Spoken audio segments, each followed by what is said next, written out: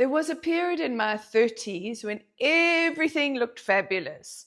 The parties, the dresses, the invitations, the photos, the laughter.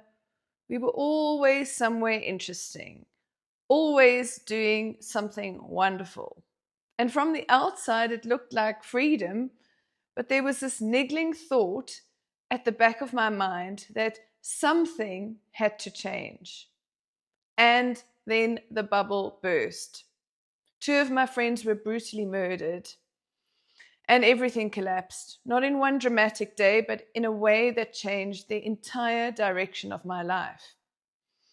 If you're new here, I'm Beryl. I talk about midlife reinvention, emotional healing, and what it takes to rebuild your life from the inside out, not just on the surface, but from the foundation.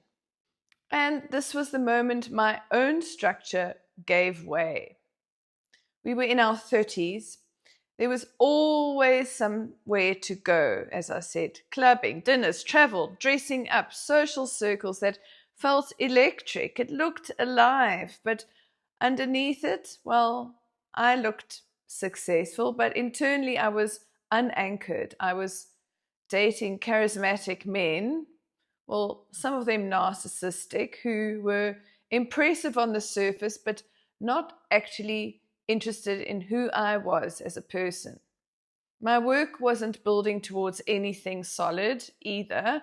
It was movement, but it wasn't momentum. And quietly underneath all of it was that whisper. You want something real. You want a husband, you want a baby, you want stability, and you want depth. And I kept drowning that voice out with noise. And when my friends were murdered, something inside me cracked open. You don't just grieve people in moments like that, you grieve illusion. The illusion that life is endless, that tragedy happens to other people, that you can drift forever without consequence. And I remember sitting alone and thinking, if I died tomorrow, well, what would my life mean? What would the purpose have been? And the honest answer was, I didn't know. I had filled my calendar, but I hadn't actually built a life. And that scared me more than the tragedy itself, because the truth was I was living beautifully, but not meaningfully. And that's when the sentence became clear. I cannot keep living like this. If this resonates with you, I created a free guide called The 7 Hidden Patterns Keeping Midlife Women Stuck. You can download it through the link in the description or in the pinned comment. So this was the period when I realized there were patterns in my life I didn't understand yet. And that's actually what led me to create the guide that I mentioned below. And here's something we don't talk about enough. You can't reinvent your life from a traumatized baseline. You can't leap into purpose while your nervous system is dysregulated. Reinvention doesn't begin with ambition, it begins with regulation. When something destabilizes you deeply, grief, shock, trauma, you drop down Maslow's hierarchy of needs, back to basics, physical safety, sleep, food, rest, stability, then emotional safety, then belonging, then esteem, and only after that can you access self-actualization. And I wasn't at the top of the pyramid. I had dropped right down to the base or just above it. I tried traditional meditation classes, Advaita Vedanta retreats, still rooms, silence. But my system was too activated. I didn't need transcendence, I needed grounding. This was over 20 years ago, by the way. No apps, no streaming platforms, no guided meditation libraries.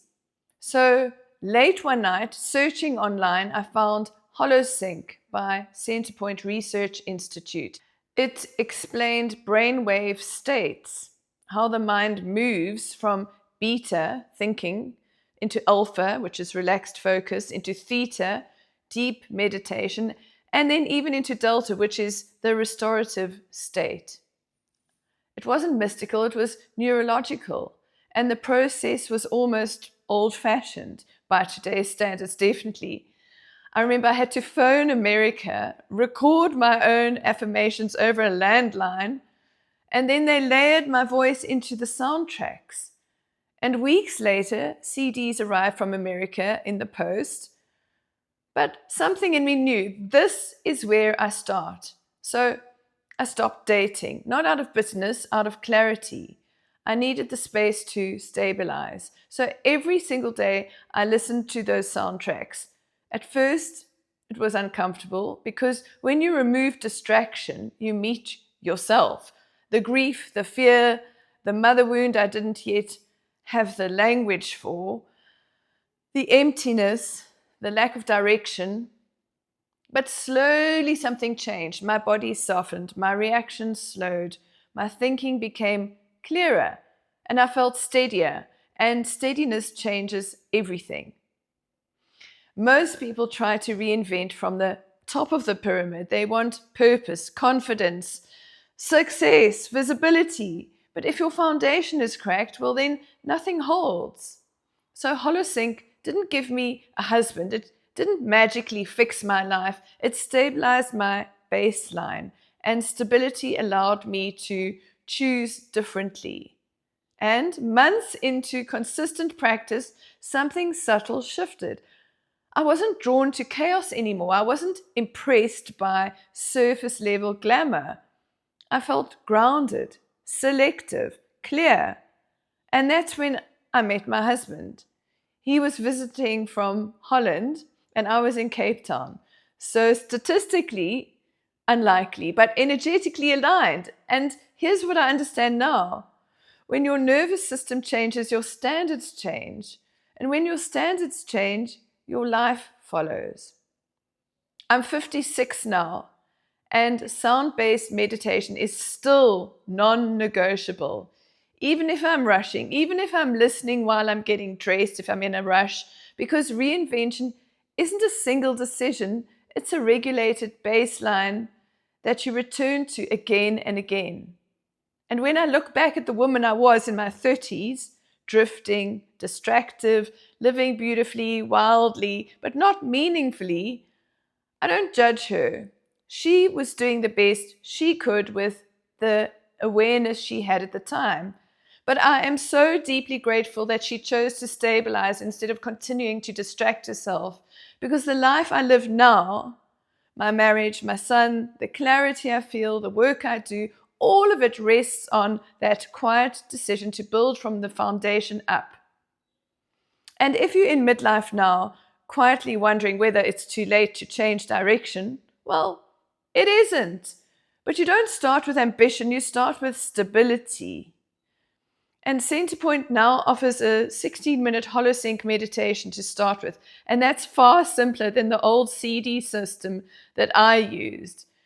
If you're in that quiet moment of knowing something needs to change, well, start with stabilization. I'll leave the link below if you want to explore it.